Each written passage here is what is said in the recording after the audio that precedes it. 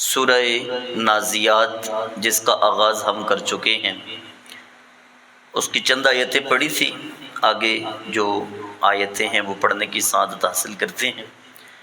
بات ہو رہی تھی قیامت کے واقع ہونے کی. 5 قسمیں اٹھا کے اللہ تعالیٰ نے قیامت کے وقوع کی یقین دہانی کروائی. اور اس دن ہوگا کیا؟ میرا رب ارشاد فرماتا ہے قلوب یومئذ واجفہ، اس دن بہت سارے دل لرز جائیں گے. ابصارها خاشعہ، اور اس دن لوگوں کی آنکھیں خوف سے جھکی ہوں گی. یقولون، وہ کہتے ہیں، اس سے مراد ہے کفار مکہ جو انکار کرتے تھے اس بات کا. وہ کہتے ہیں اِنَّا لَمَرْدُودُونَ فِي الْحَافِرَةِ، کیا مرنے کے بعد دوبارہ ہم زندہ ہوں گے؟ اِذَا كُنَّا عِظَامًا نَخِرَةً، کیا ہم ہڈیاں ہو جائیں گے؟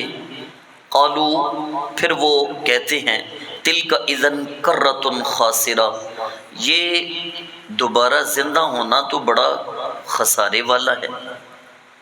یہ تانا مارتے تھے نبی کریم صلی اللہ علیہ وآلہ وسلم، یہ ہم مرنے کے بعد دوبارہ زندہ ہوں گے.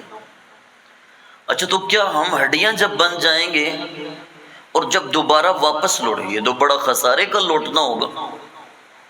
اس بات سے نبی کریم صلی اللہ علیہ وآلہ وسلم آپ کا دل اداس ہوا، آپ پریشان ہوئے.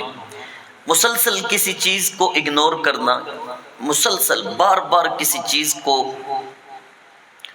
کسی کی بات نہ ماننا، اس پہ اعتراض کرنا، طعن و تشنیع کرنا، تو یہ دل پھر اداس ہوتا ہے، تکلیف پاتا ہے. بات بھی حق ہو اور مذاق بھی اڑائے، اور محبوب ہو محبوب رب العالمین، سارے نبیوں کا امام، اور تانا مارنے والوں کی بوتھیاں دیکھے، یا عتبہ ہو یا شیبہ ہو، ابو جہل ہو یا ابو لہب ہو، تو پھر سرکار کو تکلیف تو ہونی ہی تھی. جب تکلیف ہوئی نا تو میرے اللہ نے دست قدرت تسلی کے لیے بڑھا دیا. اللہ نے تشفی دی، تسلی دی. کیا فرمایا؟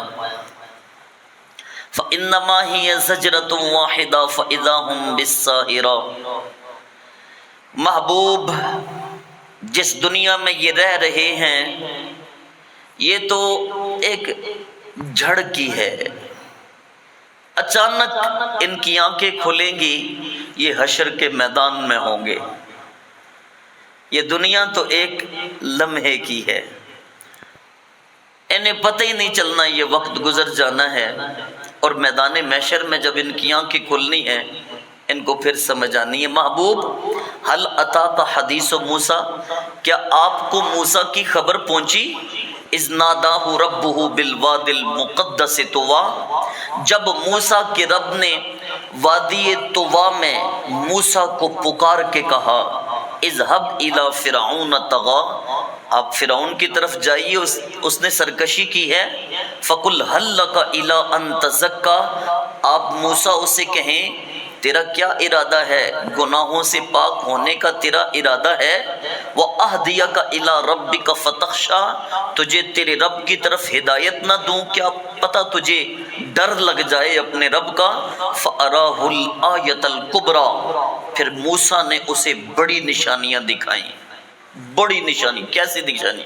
ہاتھ اس طرح آپ اپنی بازو کے نیچے رکھتے نا، اور جب بغل کے نیچے سے ہاتھ باہر نکالتے تو وہ جس طرح سورج چمکتا ہے اس طرح روشن ہوتا نظر آتا. دوسری نشانی، عصا پھینکتے بڑا اژدہا بن جاتا. اچھا وہ اژدہا صرف نہیں بنتا تھا، جو سامنے چیز آتی اس کو نگلتا، جو فرعون کے پجاری اس کے ساتھ کی چیزیں پھینکتے چھوٹے چھوٹے سانپ ان کو کھاتا، جو سامنے چیز آتی اس کا رنگ زائل کر دیتا. اللہ فرماتا ہے کہ محبوب موسیٰ بھی تو ان کے سامنے اتنی بڑی بڑی نشانیاں دکھائی، فرعون کے سامنے اپنا ید بیضا دکھایا، اپنا عصا دکھایا، تو فَكَذَّبَ وَعَصَىٰ، فرعون نے اس کو جھٹلایا. فرعون نے نافرمانی کی، ثم ادبر یسعی، اس نے پیٹھ پھیری، اس کے خلاف کارروائی کی، موسیٰ کے خلاف کارروائی کی، فحشر فنادا، لوگوں کو اکٹھا کیا اور ان کو یہ کہا، فقال انا ربکم الاعلی، میں تمہارا سب سے بڑا رب ہوں، استغفر اللہ۔ بس یہ جو جملہ اس نے کہا تو فَأَخَذَهُ اللَّهُ نَكَالَ الْآخِرَةِ وَالْأُولَى، دنیا و آخرت کے عذاب میں اللہ نے اسے گرفتار کر لیا۔ ان فی ذلک لعبرۃ لمن یخشی، یہ اس کے لیے نشانی ہے جو اپنے رب سے ڈرتا ہے۔ محبوب، یہ کفار مکہ آپ کو جھٹلا رہے ہیں تو پریشان نہ ہو، ہم موسیٰ کی بات آپ کو سناتے ہیں۔ یہ تو اتنے بڑے جاہ و جلال والے بھی نہیں، جو موسیٰ کے مقابلے میں تھا اس کے پاس لشکر بھی تھا، طاقت بھی تھی، جس کی پیدائش پہ ہم نے واقعات رونما کرنا شروع کیے، جس کوئی بچپنے میں جس کو شیرنی دودھ پلاتی ہے، جنگل میں پرندے جسے لوریاں سکھاتے ہیں سناتے ہیں، اور اس تربیت میں جس وقت وہ پل کے بڑا ہوتا ہے کتنا زیادہ طاقتور ہوگا وہ، یہ تو چیزیں ہی کچھ نہیں۔ محبوب، اگر فرعون کو ہم نے دنیا و آخرت میں ذلیل و رسوا کر دیا تو ان کو بھی ذلیل و رسوا کر دیں گے، یہ کوئی بڑی چیزیں نہیں ہیں۔ یہ کہتے ہیں کہ مرنے کے بعد زندہ، اَأَنْتُمْ أَشَدُّ خَلْقًا أَمِ السَّمَاءُ بَنَاهَا، محبوب کیا ان کو دوبارہ زندہ کرنا زیادہ مشکل ہے یا آسمان کو بنانا زیادہ مشکل ہے؟ بناہا، اللہ نے اس کو بنایا ہے، رفع سمکہا فسواہا، اس کو بلند کیا ہے اور مضبوط کیا ہے، فسواہا، اس کو ہموار بنایا ہے، یہ نہیں کہ اس میں ایسی ہے، نہ، وہ اس کو ہموار بنایا سیدھا۔ وَأَغْطَشَ لَيْلَهَا وَأَخْرَجَ ضُحَاهَا، اس میں رات کو اندھیری بنایا، دن کو اجالا بنایا، وَالْأَرْضَ بَعْدَ ذَلِكَ ضَحَاهَا، اور اس کے بعد زمین کو پھیلا دیا، اخرج منہا ماءہا ومرعاہا، اس زمین میں پانی اور چارہ نکالا، والجبال ارساہا، اور مضبوطی کے ساتھ پہاڑوں کو نصب کر دیا، متاعا لکم ولانعامکم، یہ تمہارے لیے اور تمہارے چوپایوں کے لیے ساز و سامان ہے۔ اللہ فرماتا ہے جب آسمان کو میں نے بنا دیا، اس آسمان کو اتنا بڑا تخلیق کر دیا، تو یہ تو چیز ہی کوئی نہیں ہے، ان کو دوبارہ زندہ کرنا میرے لیے کون سا مشکل کام ہے۔ فَإِذَا جَاءَتِ الطَّامَّةُ الْكُبْرَى، اور جب اچانک بڑی مصیبت آئے گی، یوم یتذکر الانسان ما سعی، اس دن انسان ڈھونڈے گا وہ چیز جو اس نے کوشش کی ہے، اس کو یاد کرے گا، آئے میں نے یہ بھی کوشش کی تھی، اس نیکی کی بھی کوشش کی تھی، یہ اچھا کام بھی میں نے کیا تھا، اللہ کی محبت میں یہ قدم بھی میں نے بڑھایا تھا، اس دن بندہ یاد کرے گا۔ وَبُرِّزَتِ الْجَحِيمُ لِمَنْ يَرَى، ہر دیکھنے والے پہ جہنم ظاہر کر دی جائے گی، وہ دیکھے گا یہ جہنم ہے۔ فَأَمَّا مَنْ طَغَى، جس نے سرکشی کی، وَآثَرَ الْحَيَاةَ الدُّنْيَا، اور دنیا کی زندگی کو ترجیح دی، فَإِنَّ الْجَحِيمَ هِيَ الْمَأْوَى، تو اس کا جہنم ٹھکانہ ہے۔ حضرت ابو ہریرہ رضی اللہ تعالی عنہ، آپ راوی ہیں، نبی کریم صلی اللہ علیہ وآلہ وسلم نے ارشاد فرمایا، زندگی اس طرح گزارو جس طرح مسافر سفر کرتا ہے، زندگی اس طرح گزارو جس طرح راستہ عبور کرنے والا راستہ عبور کرتا ہے، زندگی اس طرح گزارو جس طرح ایک صحرا ہے اور اس کو پار کرنا ہے۔ اے دنیا مسافر خانہ، اس کو مسافر خانہ سمجھو۔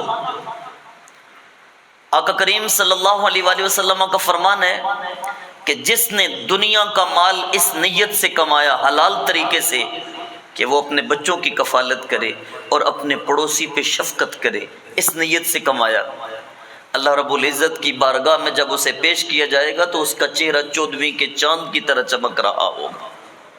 اور جس نے دنیا کا مال اس لیے اکٹھا کیا لوگ مجھے مالدار کہیں ہیں جی، اور میں لوگوں کے درمیان میری زیب و زینش ہو، لوگ باتیں کریں میرے بارے میں۔ نبی کریم صلی اللہ علیہ وسلم نے ارشاد فرمایا اللہ سے جب وہ ملاقات کرے گا تو اللہ بڑے جلال میں اور بڑے غضب میں اس کے ساتھ ملاقات کرے گا۔ فرمایا جس وقت شام پڑ جائے تو پھر دنیا میں صبح کا انتظار نہ کرو، اور جب صبح گزار رہے ہو تو پھر شام کا انتظار نہ کرو۔ یہ دنیا کی محبت ہزار مصیبتیں لے کے اترتی ہے۔ اللہ اکبر کبیرہ۔ اللہ فرماتے وَأَمَّا مَنْ خَافَ مَقَامَ رَبِّهِ وَنَهَى النَّفْسَ عَنِ الْهَوَىٰ، جو اپنے رب کے سامنے کھڑا ہونے سے ڈر گیا اور اپنی نفس کی خواہش کی تکمیل کو اس نے چھوڑ دیا تو فَإِنَّ الْجَنَّةَ هِيَ الْمَأْوَىٰ، اس کا ٹھکانہ جنت ہے۔ يَسْأَلُونَكَ عَنِ السَّاعَةِ أَيَّانَ مُرْسَاهَا، محبوب یہ آپ سے سوال کرتے ہیں کہ قیامت کب قائم ہوگی۔ فیما انت من ذکراها، میرے حبیب تمہیں اس کے بیان سے کیا تعلق؟ انا الی ربک منتہاها، قیامت تو اپنے رب کی طرف اس کی انتہا ہونی ہے۔ انما انت منذر من یخشی، آپ تو صرف اس سے ڈرانے والے ہیں تاکہ یہ لوگ ڈر جائیں قیامت سے۔ کأنہم یوم یرونہا لم یلبسوا الا عشیۃ او ضحاها، جب قیامت آئے گی دیکھنے والا کہے گا گویا کہ میں تو دنیا میں صرف دن کا پہلا پہر رہا ہوں یا شام کا آخری پہر رہا ہوں، دنیا کی زندگی اسے صرف اتنی لگے گی۔ یہ دوپہر تو پہلا جڑا ٹائم ہوتا ہے اتنا، یا پھر شامی دا جڑا ٹائم ہوتا ہے اتنا۔ اللہ فرماتے ہیں وہ ایسے کہے گا میں نے تو دنیا میں بس اتنی دیر کے لیے گیا تھا۔ یہ کیا حقیقی زندگی جو نہ ختم ہونے والی زندگی ہے، جو ایسی زندگی ہے جس میں نہ بیماری ہے، ایسی زندگی ہے جس میں نہ بڑھاپا ہے، جوانی ہی جوانی ہے، اور ایسا عذاب کہ جو نہ ختم ہونے والا ہے۔ یہ بس جنت و دوزخ کے اتنے ہی احوال ہیں۔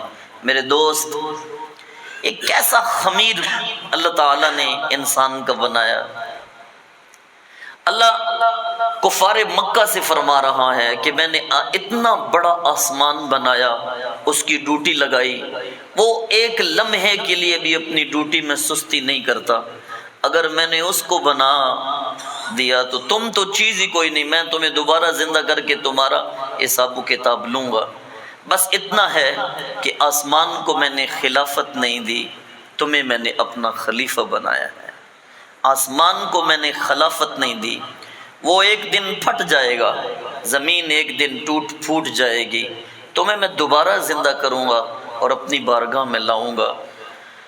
اللہ رب العزت ہمیں فہم کی، سمجھ کی توفیق عطا فرمائے اور اپنے حقیقی پروردگار کی طرف لو لگانے کی توفیق نصیب فرمائے۔ وما علیہ الا البلاغ۔